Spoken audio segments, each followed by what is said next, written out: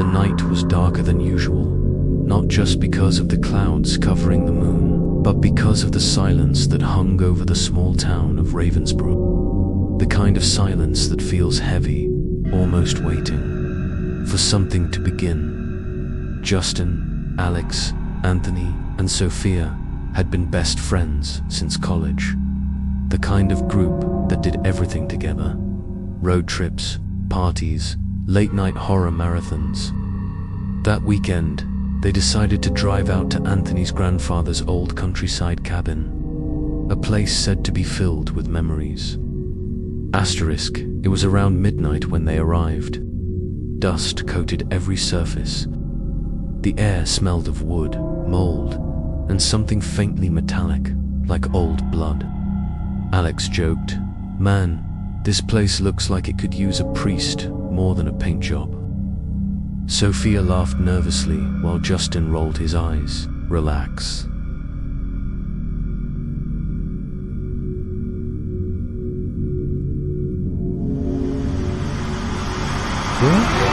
It's just an old cabin. But Anthony looked uneasy. "My granddad used to tell me, never touch anything in the basement. Said the house had secrets that were better left alone." That, of course, was enough to make Alex grin. "Then that's exactly where we're going." They found a rusted lantern, lit it, and crept down the narrow basement stairs. Dust danced in the light, and the wood groaned beneath their steps. In one corner, half buried under a rotted cloth, sat an old wooden box. On its lid, carved deep into the grain, was a strange symbol, a circle surrounded by jagged lines, with an eye in the center. Beneath it, in faded lettering, asterisk, "Is it like some ancient board game?" Sophia asked, brushing off the dust. Justin nodded. "Looks like it. Maybe like an old Ouija or something." "Ouija my ass," Alex laughed. "Let's play it." Anthony hesitated. "Guys, come on," my granddad said, but Alex had already flipped open the box. Inside were carved game pieces made of bone, dice with strange runes instead of numbers, and a small note that read, "4 shall play, 1 shall lead, none shall lead until the game is complete." Sophia frowned. "That's creepy." Justin smirked, trying to hide his unease. "It's probably just some collector's item. Let's play one round and then crash." And so, against all warnings, they sat around the old wooden table, placed the board between them, and began to play. The first move, the dice clattered on the board. A low hum filled the room, faint, like electricity, but they had no power running in the house. Sophia looked around. "Did you hear that?" No one answered. The first piece, a small ivory knight, moved on its own.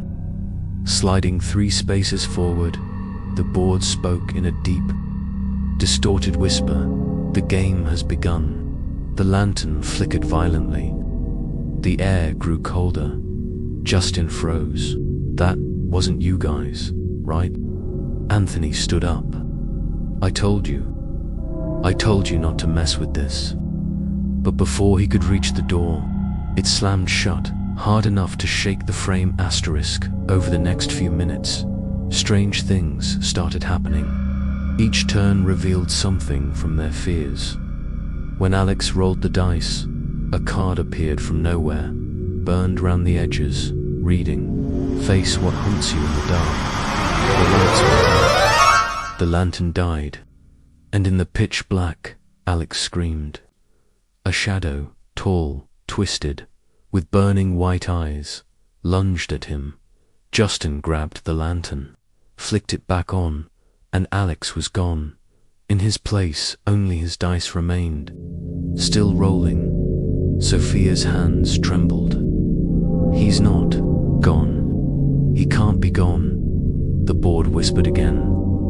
"1 down, 3 remain." Hours, or maybe minutes passed. Time felt wrong inside the cabin. They tried to stop the game, to destroy it, but the pieces wouldn't move. Every time they looked away, the board reset itself, waiting for the next turn. Anthony snapped, "We have to finish it." It said none shall leave until it's complete.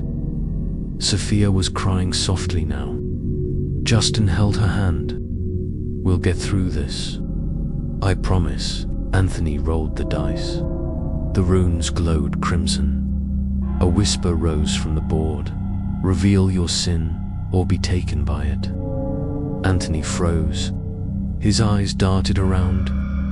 "It wasn't my fault," he muttered. "Anthony, what's going on?" Justin asked. Anthony's face went pale. "My granddad. He didn't die. Before he could finish, the floor cracked open beneath him. Black hands, made of smoke and shadow, reached out and dragged him into the darkness. His screams echoed until silence devoured them. The board reset again. To remain, the final turns. Sophia clung to Justin. Her tears soaked his shirt.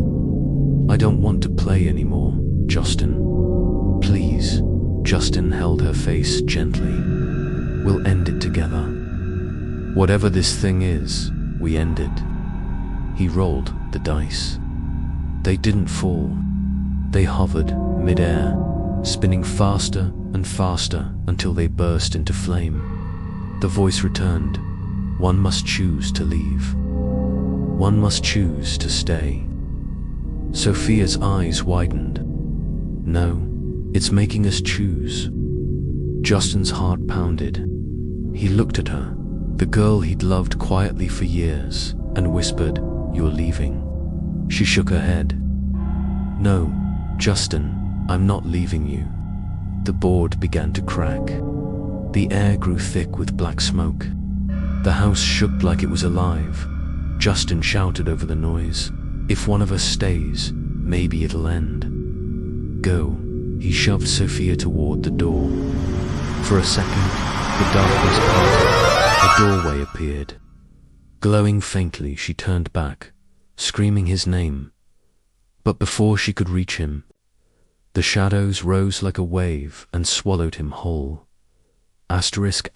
Sophia stumbled outside into the cold night, gasping for air. The cabin behind her burned with black fire. Not real flames, but something darker, almost alive. Then, through the roar and the whispers, a hand reached out. Justin's hand.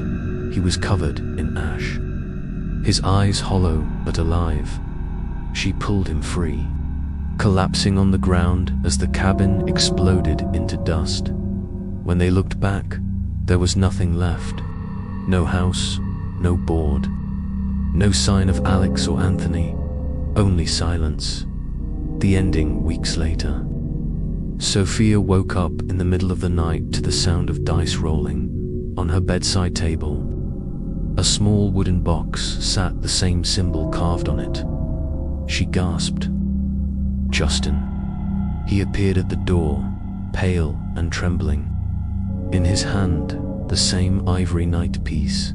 He whispered, voice hollow, "Sophia, the game never ends."